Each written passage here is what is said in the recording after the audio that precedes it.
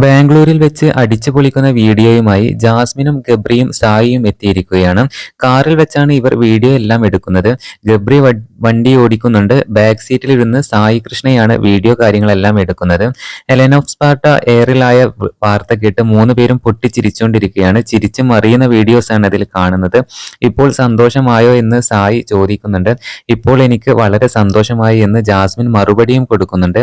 കൃത്യസമയത്ത് എല്ലാവർക്കുമുള്ള പാപം പടച്ചോൻ വായിൽ വെച്ച് കൊടുക്കുന്നുണ്ട് എന്നും ജാസ്മിൻ പറയുന്നു.